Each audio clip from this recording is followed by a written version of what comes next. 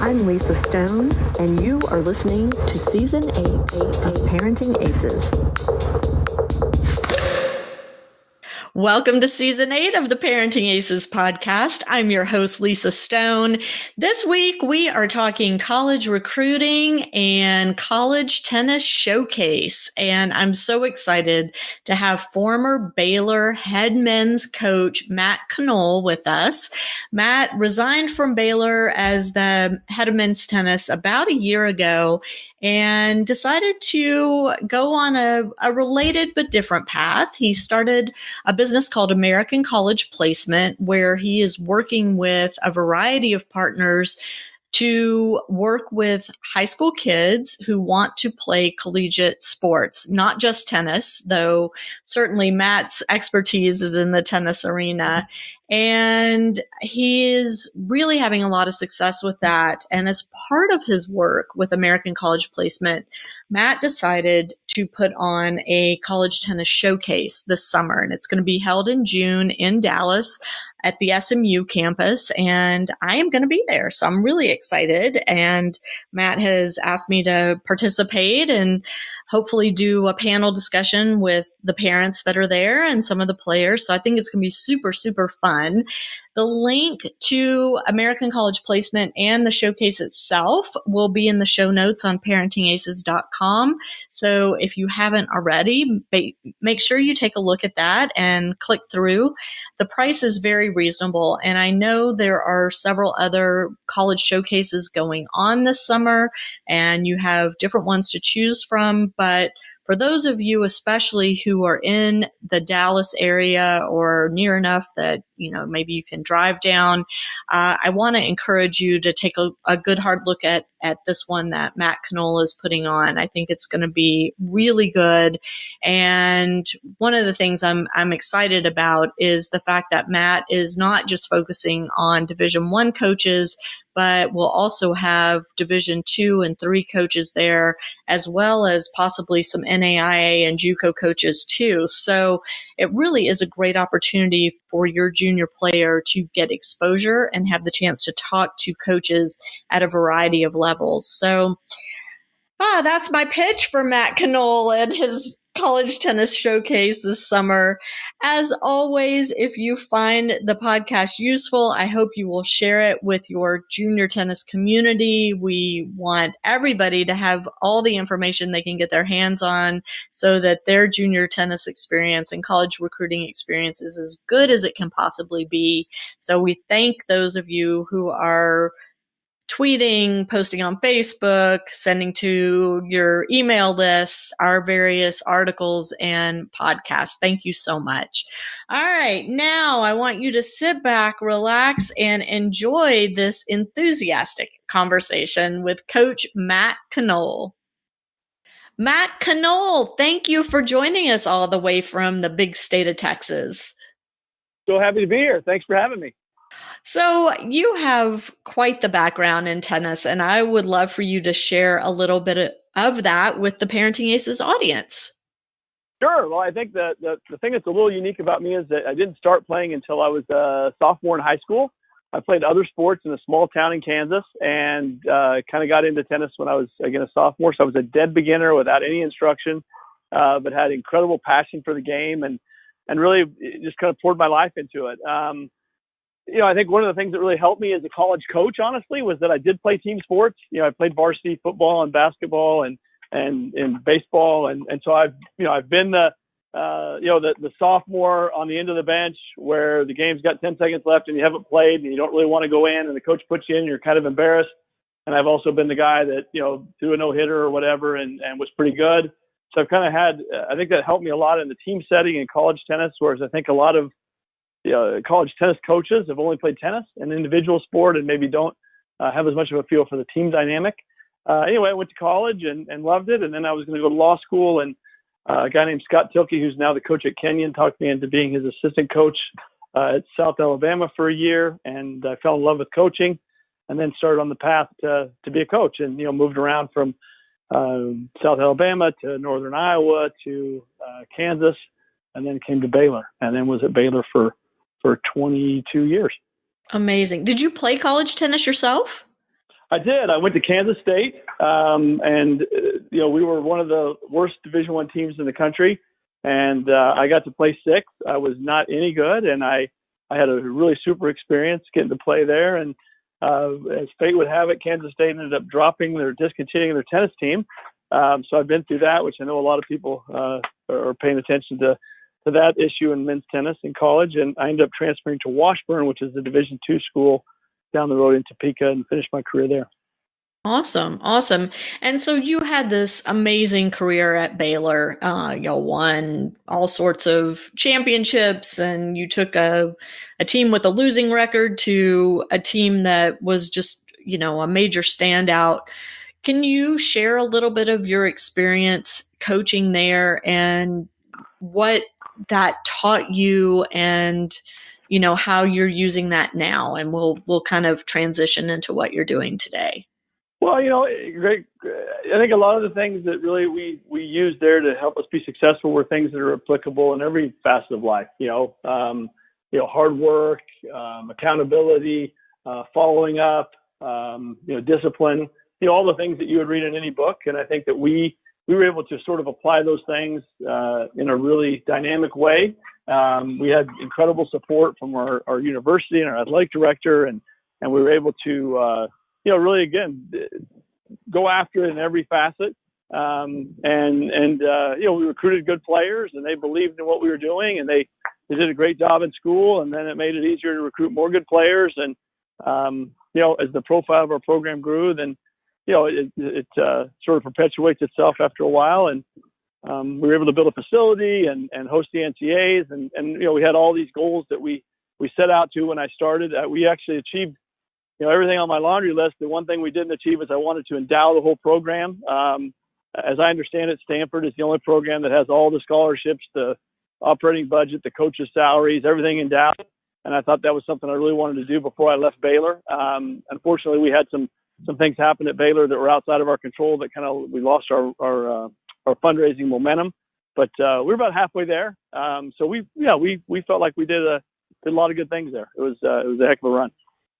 One of the things that makes Baylor stand out, and this started while you were there, is the involvement of your alumni, and specifically Mark Hurd. Can you talk a little bit about how important it is for college tennis programs to engage alums? Well, I think one of the things that tennis coaches sort of don't appreciate is how that's legitimately part of their job. Getting people into the stands, for example, is a very important part of your job as a college tennis coach, in my mind. Engaging the alumni base is a very important part of your job. Raising money is a very important part of your job. And I think, a lot of tennis coaches, are just tennis coaches, and it sounds simplistic, but, there's just more to the job than that. If you want to, if you're coaching at a club or coaching one player on the tour, then you're able to really focus on that. But I think the guys that have been the most successful at the collegiate level have been more, CEOs, if you will, and they're managing a lot of different things. And I think bringing those kind of people in really does make a difference. And, I know that when I see programs get dropped, and I speak to the coaches that are there, they don't have, the right kind of people advocating for the program, either people that have donated money or people that have come and supported it, in the community. It's really hard to discontinue a program when you've got a $20 million facility and 1,000 people coming to every match. And I think that's something that I think, college tennis coaches can continue to evolve and do a better and better job with. Yeah, I agree with you. And that's, one of the messages that I hear quite often is exactly that. And if you want your college program to be successful and be around for the next generation of players, or even continue to be around for this generation, you've got to do that kind of work in the community. And I know you had a lot of success in the Waco area with that. And there are a handful of coaches that are also very successful with that. But the majority of them just don't seem to either know what to do or have the time and support to do what they need to do. And it's really too bad. I when I hear of a program getting cut, it's a bad day for me. I hate that. It's a horrible day. And I was in the Big 12 conference, and we only had 6 men's teams, or they have 6 men's teams. I mean, that's, it's sort of shameful, really. And some of the schools, we use Kansas where I was for a while. They've got a beautiful facility. They've got a women's program that's thriving. It wouldn't be frankly that hard, to get a program. But it's tough for athletic directors to do that. But I think again, it's a matter of effort, frankly. I think if you as a coach wait around for someone else to do it for you, it's not going to happen. Because again, let's be honest, young administrators, young marketing people, they're going to get promoted based on what happens in the revenue sports.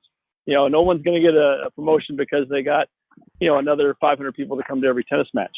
So it's ticket sales and some of those things. So, the tennis coaches kind of got to drive it.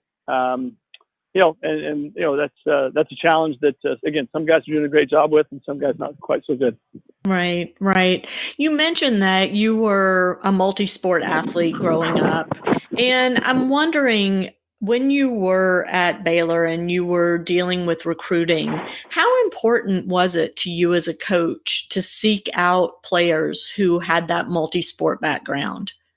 Well, super important. And not only the background, but also the mentality. And we started our program with Johan Justu, who was South African and played rugby and other sports like that. David Hodge, who was Australian and had played, cricket and other team sports. Johannes Michalski, who was German, who played club tennis all through his childhood.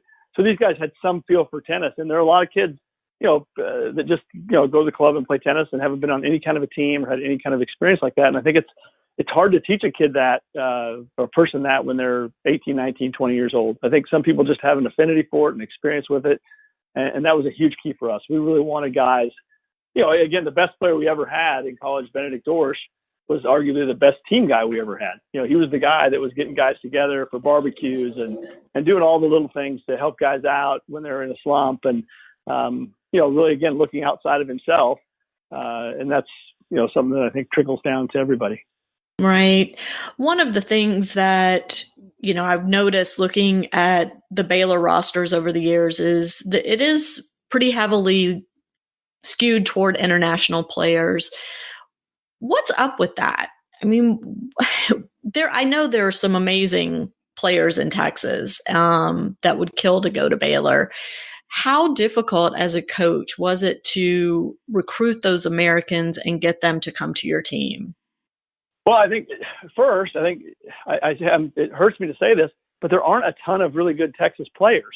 For example, you look at the University of Texas, which is the flagship school in our state, and obviously sort of has their pick of in-state kids, much like an Ohio State would or somebody like that. And, last year they didn't have a single American playing singles in their lineup. And the reason is not because I'm sure that they didn't want Americans. They're just, Texas is not that strong in tennis right now. I think you look at the senior class, and I think the highest ranked boy in the senior class is ranked something like 50, in the tennisrecruiting.net rating. So, if you start recruiting at 50 and go down from there, you're just not going to beat anybody. And so, first thing first, there's not a lot of great tennis in Texas in these last few generations. And then I think second, again, Baylor's a tough sell. I love Baylor, but Baylor's not a tier 1 school, which tennis players' families think is really important. I can't tell you, Lisa, how many times I have a conversation like this. Well, Mr. So-and-so, what do you think about your son's choice of schools? Well, I don't care where he goes to school. Oh, great. As long as it's in tier 1. Okay. And tennis parents are sophisticated. They open the News and World Report and they can see that Baylor's ranked 71 or whatever it happens to be that year, and that's not tier 1. So that's tough. Waco, Texas. I love Waco, but it's not LA. It's not Miami. It's not for everybody. And so that's also a bit of a challenge. Those are some of the things. And then I guess the other piece is it's super competitive. Everybody's good. People that are in those sexy places that, do have a lot of tradition, they're trying hard too, and it's, I can't tell you how many kids I lost, to, USC, UCLA, Georgia, Florida, Duke, that I thought I had, that I felt like I worked maybe significantly harder than the coach at that school and didn't get them. That's a tough thing to swallow over the period of many, many years. And, a guy named Bernard Rappaport, who was one of the richest men, or maybe the richest man in Texas, told me one time he started an insurance company. He said, when you're a guppy, don't hunt where the sharks hunt. And, he started an insurance company and failed. And then he thought, there's a niche here in the labor market where the big companies aren't servicing this market. And he was incredibly successful. And so what that taught me is, when I'm recruiting and I find out a kid's looking at some of these schools I just mentioned, and those schools are seriously considering them, I really am smart to move on in a lot of cases, because you're just, you're wasting a lot of time and energy to lose. So we had to, work a little harder and dig a little deeper. And I think a lot of the guys that were the best players here weren't recruited by other schools. Benedict Dorsch, Benjamin Becker, no one else recruited them. They didn't have one other coach, calling them. So we were able to find guys that no one else found. That's so interesting because, of course, Benjamin Becker, we all know now from his pro career, when you hear that name, it's kind of surprising that no one was coming after him. And I didn't ever get to see him as a junior, so I'm not sure how good he was, but I suspect he was pretty stinking good if Baylor came after him. Well, he was okay.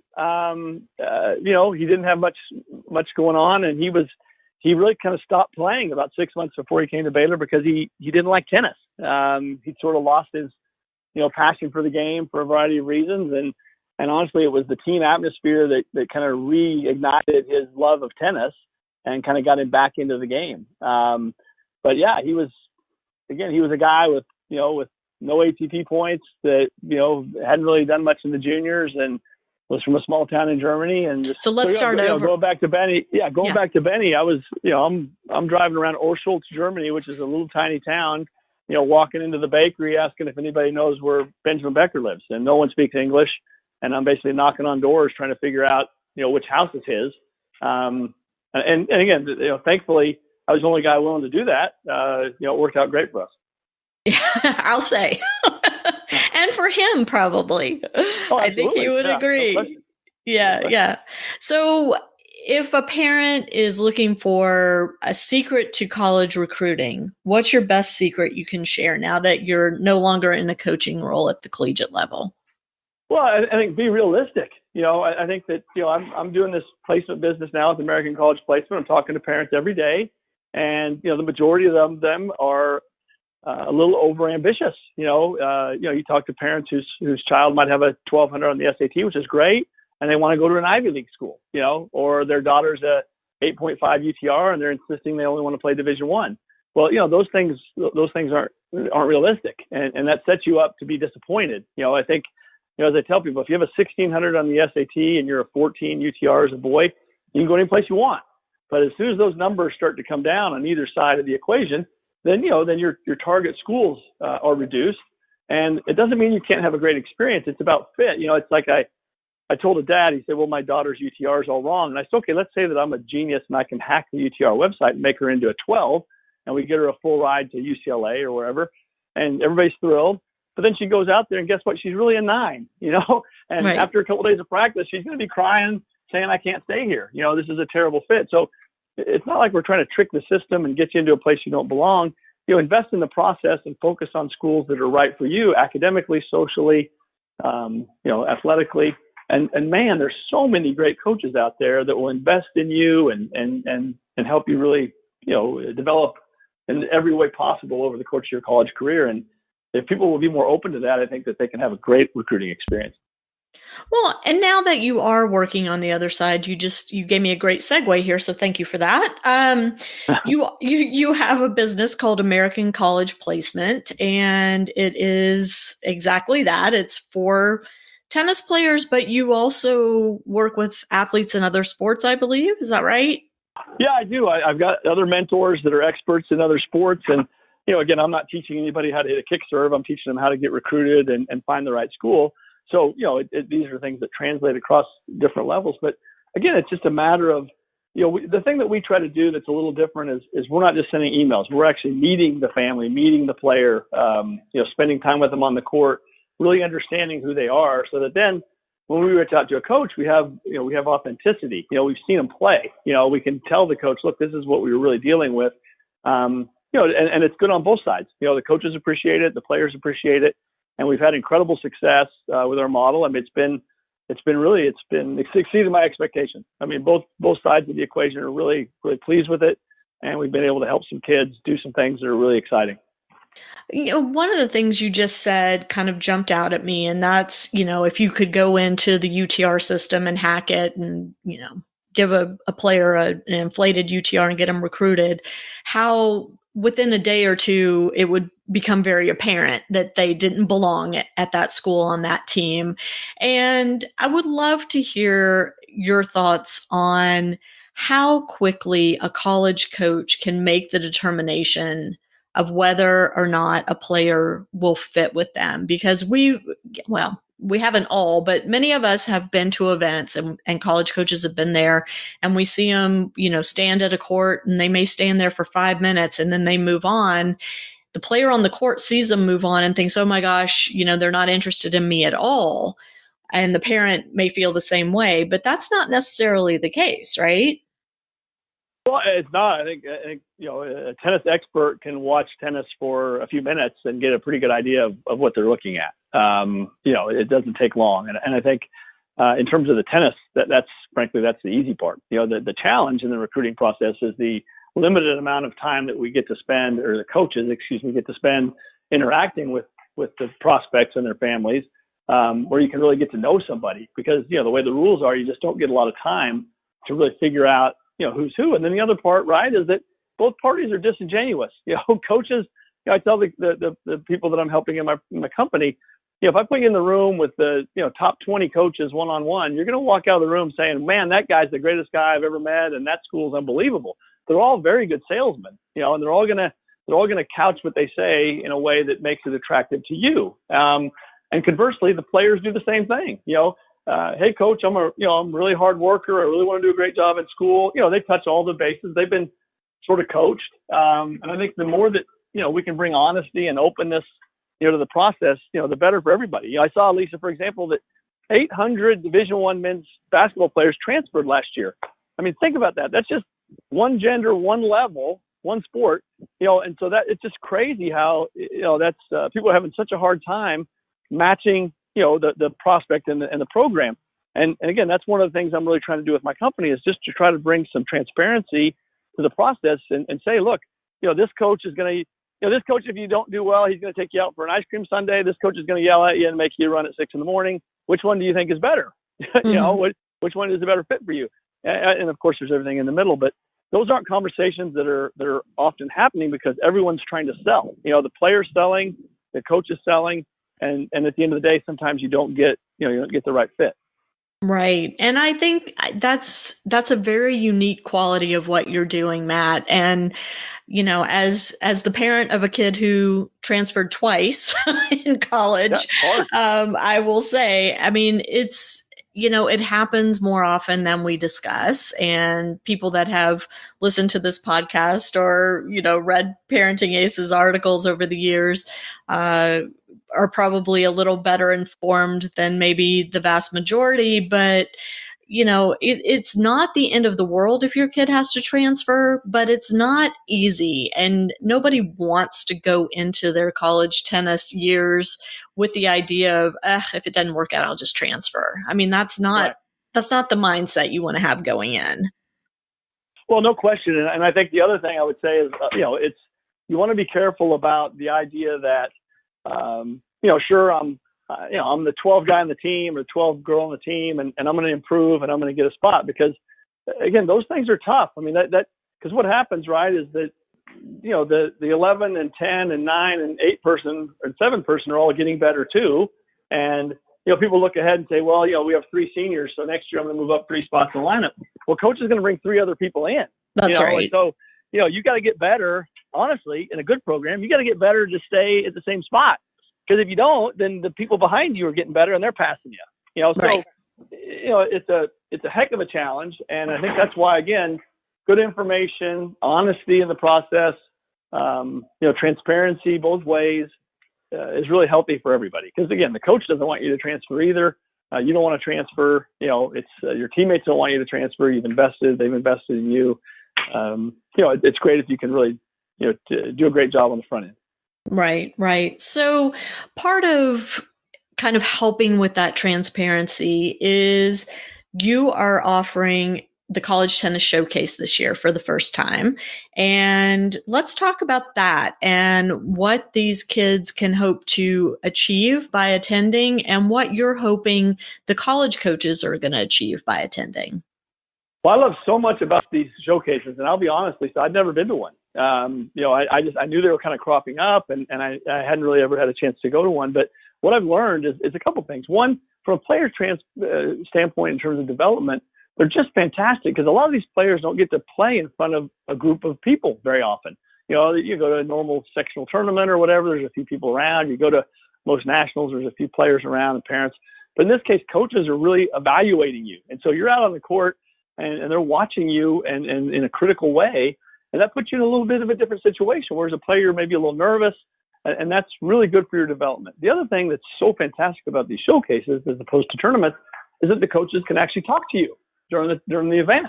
So, you go out and you play for a little while and you come off and you can sit down at a table with a college coach and have a one-on-one face-to-face discussion. Wow, what a great opportunity that is, right? I mean, that's amazing. The way it is in the tournament is, you have to lose before you can talk. And, you see those talks at Kalamazoo or whatever, a kid loses and then, half hour later, he's over at those tables over there by the hot dog stand, talking to a coach. And, there's no worse time to try to present yourself than after just such an emotional loss.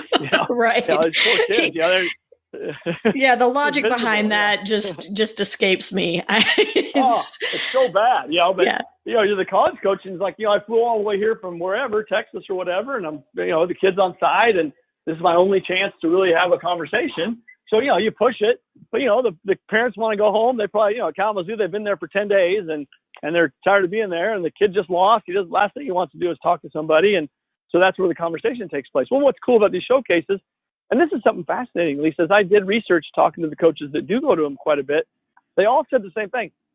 Don't let them play too much. And I'm so different because, when I first started thinking about it, I'm like, we're going to just go play and play and play. We're going to get, we're going to get 8 hours of tennis in. We're just going to play all day long and make it worthwhile for everybody, right? Right. But the coaches were just the opposite. They're like, get them on the court a little bit so we can see them, and then get them off the court so we can talk to them, because that's way more valuable to them. And it kind of goes back to what I just said.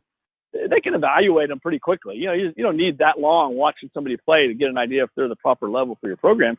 But the chance to sit down and have a face-to-face discussion, that's worth its weight in gold. And so that's great for both parties, again, because the coach gets a great feel for the young person. The young person gets an opportunity to have this kind of a critical conversation. And, of course, the first time you're super nervous, and then the second time you're less nervous. And by the time you do it, a number of times, and it's kind of old hat. And a lot of the questions are the same, and you get used to what they're going to ask. And I think even if you're talking to schools that maybe you're not interested in, just going through the process of communicating with an adult, a coach, really is valuable for the young player. And I'm just really thrilled that we're going to have a chance to do it at SMU. I think that's fantastic. All right, so let's talk details. First of all, the dates and the location. You mentioned SMU. So the showcase is going to be in Dallas, the Dallas area, out on the SMU campus, which I'm so excited about. So talk a little bit about, well, let's say the dates too. It's June 22nd and 23rd. Right. And we did it again. Another thing I learned in talking to a lot of people was a lot of the showcases go over 2 days. So maybe, for example, they'd bring the boys in on the 22nd, they'd play that day, and then they'd come back, and play the morning of the 23rd, and then the girls would play in the afternoon of the 23rd, and then on the 24th. Well, the feedback I got was that it just essentially it puts the parents in a hotel for another night. If they can come in and reduce their cost and not have to stay that extra day, then that's something that people were really excited about. So what we decided to do is to separate the 2 days. So the Saturday is boys, and the Sunday is girls. So the Saturday is the 22nd of June, the Sunday is the 23rd of June. So the boys will come in and start early in the morning and go all day, and then the girls come in the next day and they go all day. And what is the day going to look like? What's the structure? Well, yeah, we're gonna do. It's very similar to what you've seen. We're gonna get everybody signed up. We're gonna give them a name bib so everybody can identify them easily. They're gonna go out and play players of their UTR level. They're gonna play sets to 5, no ad, or sets to 6, but tiebreaker at 5-5. And we're going to have 72 kids on 18 courts. So it's a really easy rotation. So we'll start with doubles, which means that everybody's going to go on the court, right at the beginning of the day. So I really like that because it gets everybody sort of into the flow of the tennis before they start playing singles. And then you don't have, to do a lot of extra warm-up time once you go to the second rotation singles. So half the kids will play singles after the doubles, and then they'll come off. The other half will play, and we'll rotate, like that. We'll have a panel that I'm hoping you'll be on to talk to, the prospects and the parents about, what the expectations can be for recruiting. We'll have a lot of the top college coaches on the panel. They'll, again, be at their service. I think it's an incredible opportunity for the players and the parents to ask the questions that they want to ask. And I'll be a moderator to kind of move it forward, because oftentimes, people will have a question that maybe they're nervous to ask, but, I'll make sure that we're getting some of the important stuff on the table, and I'll count on you to kind of help me do the same with your experience. But yeah, we want to make sure everybody gets as much information as they can and gets as much out of it. What's really cool about SMU is, they've got 12 outdoor, 6 indoor, and they've got all this fantastic seating indoors, the lounge and, the seats in the stadium. So in Texas, it's often, 100 degrees in the summertime. So people are going to be able to go inside and have these conversations with the college coaches in the air conditioning. So it's going to really create, I think, a really super environment for everybody, that we're not going to have to go out and just be punished, in the hot summer sun. That sounds like the best part to me, honestly. I've spent many summers in that sun. It is brutal. It's brutal. And I'll tell you, I can't say enough about what a great job SMU did with their facility. Just a really spectacular facility. So I'm really glad that we're going to have a chance to showcase that for the kids and the other coaches. I think it's going to be really special for everybody to play, in such a wonderful place. So share with us, Matt, which coaches, and you don't have to give specific schools, but I mean, is it just Division I? How is that working? Yeah, the idea, great question, is to have a real variety of, Power 5 D1 schools, mid-major D1 schools, kind of high academic D3s, some other schools that maybe would fall outside of that group, so that there's kind of something for everybody. And that's the approach. We're not going to have, I don't think it helps anybody if we have, 30 Power 5 coaches there and nobody else. Right. And I don't think it helps anybody if we have, 30 D3 schools and nobody else. I think it's important to have a variety. And I think it'll give the kids a chance to, to really be energized to see some of the uniforms of the schools that are around, and again, just create a really cool environment for everybody. Who should come to this player-wise? Well, I think anybody that wants to play college tennis. I just don't think there's any downside. I don't care if you're the number one player in the country, or if you're the number one player in your high school team and you're just kind of getting into the game a little bit more. But I think it's just a great chance to play in front of people in a great environment, in a beautiful facility. I just don't think there's a downside for anybody. And again, I think if you want to play, I tell people all the time, you got to get on the board. So every college coach has a list of of girls that are in the class of 2021 that are on their their whiteboard in their office that they're watching. And you can't watch everybody that's playing. So you've got a list of 10, 15, 20, 25 people that you're watching. And as a young player, you want to get on that board. If you want to go to that school, that coach needs to be aware of who you are. And then our objective with American College Placement is if you're a female and you're a 1100 SAT and you're a 8.5 UTR, then we want you to be the best person with that profile in the marketplace. So when the coach gets, and this is something we touched on a little bit, Lisa, but as a college coach, you come in your office every day and your inbox is full of emails from Bulgaria, Argentina, Australia, Germany, England, all these places. And then also, obviously, kids that are domestic. And so you're trying to sort through all these kids that are interested in playing at your school. And a lot of them are pretty good at tennis, and a lot of them are pretty good at school. They've got good SAT scores and they've done a good job with their tennis. So it's incredibly competitive. I think it's clear that there's no more competitive sport than men's college tennis. And I think the second most competitive might be women's college tennis, because there're just all these kids internationally that are competing for those spots that are suitable, that can fill those spots. So we have a huge advantage, though, that we know when we're a sophomore in high school, we know this already. That kid that's in Australia doesn't know that. That kid in Australia that's a sophomore in high school hasn't even thought about coming to the States to play, right? It's not even on the radar screen. So we've got the advantage, and that's where we need to utilize our advantage and get on the board with these coaches. Be proactive. Hire somebody like Matt Knoll or somebody else to get in there and advocate for you so that you can get ahead of all those other kids you're competing against. And again, we can't turn you into somebody that you're not, but whoever you are, let's make you the best possible option for that coach. And again, coaches are people. They're gonna go with what's easiest. At the end of the day, if I can take a kid from Waco that's a 13.5 UTR over a kid that's from Buenos Aires, I'm obviously going to take the kid from Waco, right? And so we want to make it as simple on the coach as possible by, again, presenting ourselves in the right way, creating the right relationship so that we can be the one to get that spot rather than having it go to somebody else. Gotcha. So the showcase itself, is it just open to high school players or can any age kid come? Yeah, it's just a prospect age kid. So high school age players. Okay. So can you be entering ninth grade in the fall, or do you have to have already okay. So it's kids that are currently in 8th grade through kids that are currently in 11th grade. Right. Okay. And I think clearly for kids that are, juniors and seniors, if you haven't really got a plan in place and some momentum going, man, you got to go. It's time to get going. I mean, you got to go to things like this showcase to get some momentum and get some action happening. And people tell me, I'm going to wait till I'm a senior to be recruited or whatever. Well, isn't it? You probably know this. I'm sure you know this, Lisa. But the NCAA just made a rule where you can make official visits at the beginning of your junior year of high school.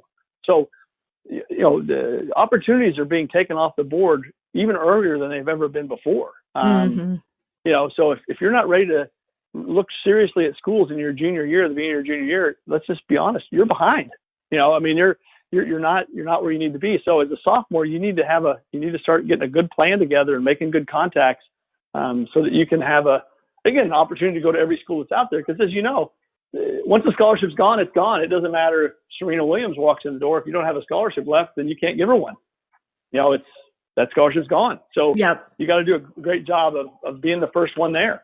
And the other part, right, in men's tennis particularly, a lot of schools have very limited roster slots. The athletic director comes in and says, look, you can only have 10 guys on the team.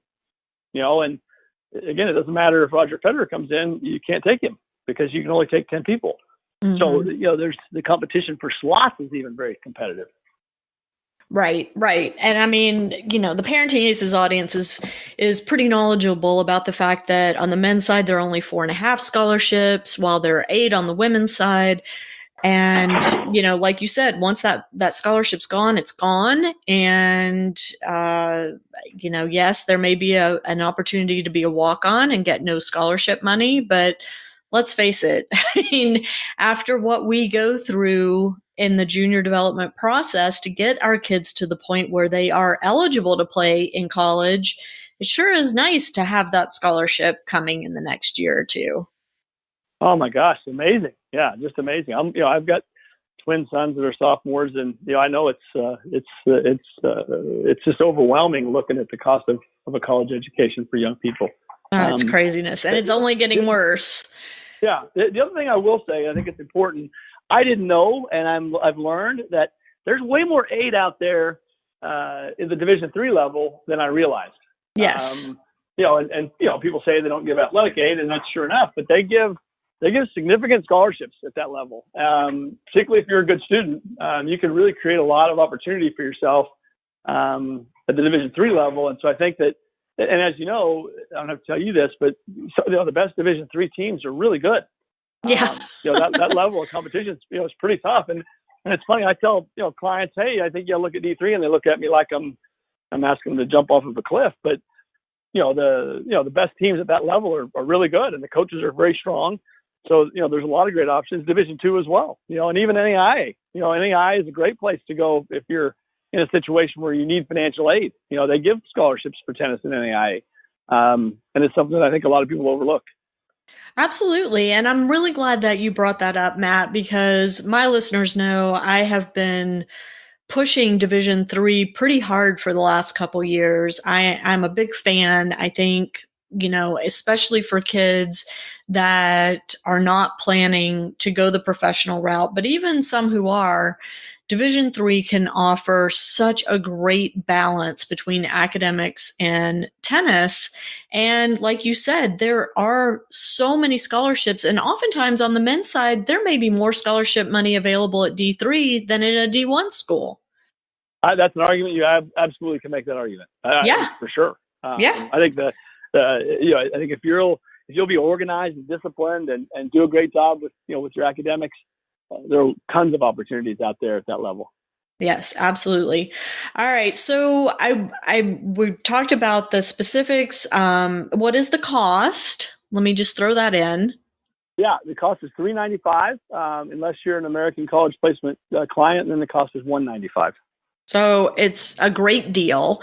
We know there are other showcases out there. USTA runs an American-only showcase now down at Lake Nona, and we've had others on this podcast. So the opportunities are out there. And, for my listeners to go to a showcase that is being run by the former coach of Baylor, Matt, what these coaches are looking for. You've been there for, so many years. And I think that's just a really unique opportunity for my listeners. If you're looking for a showcase this summer for your child, this is a great one to choose. Well, I appreciate that. And I do think that we offer something that no one else is able to offer. Because I do have relationships. My best friends in the world are college coaches. The guys I talk to every day are college coaches, and I've got their numbers in my cell phones. And the ones I don't know, I know somebody that they know well. It's a small community, and so I think I can really advocate for the players in a very unique way. And I love doing it. The thing about it for me is I'm really thrilled about seeing kids go to school, seeing them go there and make the lineup and make all conference and play in the nationals and get a degree and get a job. And I'm really looking forward to the day and, 5 or 10 years when we can have a whole, history of clients that have gone on and done great things, because to me, that's what the personalized service is all about, is you get to know them and follow them and stay in touch with them. And, that's what I'm most happy about, is just being able to really help. Sure. Is there any reason why a player should come to a showcase more than once? So, for example, if I'm the parent of a current 8th grader, if I bring my child this summer, should they come back next year and the year after? Or what's your recommendation? I think it's sort of like, as many opportunities as you can get. I think there's no reason not to go to several of them. I think, again, it's you're playing tennis against people that you haven't played against. It's competitive. It's different. It's going to help you develop. So it's not only the scholarship part, the talking to coaches part, but it's also, just being able to be in a competitive environment. And I think, again, kids change. That's one of the things, as an 8th grader to a junior, some people make a lot of changes. They improve dramatically, or their academics become more of a priority to them, and they can be in a whole different level over the course of that time. Even from certainly from summer to summer, that happens, particularly for young people. So I don't think there's any reason to limit yourself to anything that you can do to develop and have a neat experience. I think you take it if possible. And somebody said, well, there's showcases wherever, all over the place. Well, yeah, and the more we have, the better. I hope there's way more next year than there are this year. And I think it's like having tournaments. The more tournaments, the better. I mean, if there's 25 tournaments in Dallas this weekend for juniors, isn't that great? It just creates more opportunity for everybody. So anytime tennis is growing and there's more opportunity for kids, I'm all for it. Sure. So your showcase is being held at SMU, and when you and I talked offline, you shared with me that SMU men's coach Grant Chen is going to be helping out with the showcase. You want to give a shout out to Grant and talk about what his involvement's going to be? Well, the thing about doing these on a college campus is that the college coach, per NCAA rules, can't really be involved. Grant's a great partner of junior tennis and a great friend of mine. I've known him for a long, long time. So he's obviously going to be there, watching kids and being a part of what's going on. But the NCAA won't let him officially be part of what we're doing. But I think that, what we see is that, here's another young coach with a lot of enthusiasm who's excited about, making his facility available to programs like mine, to generate enthusiasm in the Dallas community. And man, the more of that we get, the better, right? I mean, that's just, Grant's a super guy. That's he's a collaborator. He's somebody that brings people together. And this is just another example of that. Yeah. Well, what last words do you want to leave the Parenting Aces audience with, Matt? Well, I think one, as a parent, we all want our kids to just be passionate about something, whether that's, playing the trombone or computers or tennis. It's just such a thrill as a parent to have our child be passionate. And everybody listening to this show is obviously their kids are passionate about tennis, and what a gift that is, that they've got something they really believe in. And I think that college tennis can be a huge part of that. And I really encourage, both the players and the parents to look seriously about really pursuing college tennis. I think that, I talk to a lot of parents where, I'll just go to, University of Oklahoma and be a fraternity guy, or I'll go to, University of Texas and join a sorority, and I don't really want to play college tennis. Well, man, I think that's a huge mistake. I think when you've invested as much as we all, everybody has in their junior tennis, you're passionate about something, man, to go to a school where you can play. And I think nothing expands your heart more than an inspirational coach. And to have a chance to play for an inspirational coach and be around your teammates and pursue, whatever your goals are, I think really changes your life. And I can't tell you, I'll close with this. Over and over and over again, I talk to people who say that when they're hiring, the most important thing they look at is people that played college sport. It will absolutely get you a job. It absolutely separates you. I think it separates you more than being in an elite college. So I think go play. It's going to make a difference in your opportunities beyond school, and it's also going to really impact your heart and your growth while you're in school. Is there any kid that has a UTR too low to consider coming to the showcase? Yeah, I think a 5 is probably about the minimum. And I say that to my clients. If you're not at least a 5 UTR, then I need you to work on your game and get a little bit better. Boys, girls, both. It's a number I use for both. I mean, I've had success. We have 5 female 5 UTRs are getting opportunities. I mean, they're on college teams, and so I've been able to successfully place girls at that level. The boys that I have that are 5s are usually sophomores, a little bit younger. And certainly will become, 7s or 7.5s by the time they go to college. So I think that's probably a great place to sort of start as a beginning point. Perfect. Well, Matt Knoll, thank you so much for doing this podcast and sharing what you're up to. We miss seeing you at Baylor, but wish you all the success with your new venture with American College Placement and the College Tennis Showcase. And to my listeners, if you are considering coming, I hope you'll click on the link in the show notes and sign your child up. And I hope to see you at the SMU campus in June. I think it's going to be a really fun event, and I'm looking forward to being there and meeting Matt in person and seeing my buddy Grant Chen and seeing the rest of you guys out there watching your kids play. So Matt, thank you, and just all the success. Well, Lisa, I can't let you off the call until I tell you thank you. I mean, you're doing this, as a volunteer, and what you've done with your website and the service you're providing everybody. I mean, man, what a labor of love, and what a wonderful thing you've done. And I just thank you from, everybody in tennis, that you've been able to, start from the beginning and make yourself, such a huge part of what's going on with American junior tennis. And everybody really appreciates it. I hope you know how much we all really appreciate all the work you're doing. You can't see me blushing right now, but I am blushing really hard. Thank you. Well, you've worked hard, and it's much appreciated. Well, I appreciate that. That's really sweet, Matt. Thank you again for coming on. And to my listeners, thank you so much for tuning in, and we will catch you next time on Parenting Aces. I'm Lisa Stone, and you've been listening to the Parenting Aces podcast. For tennis parents, by a tennis parent. If you like what you've heard, I hope you'll share the podcast with your tennis community. For all the information you need to navigate the junior and college tennis journey, be sure to check out ParentingAces.com.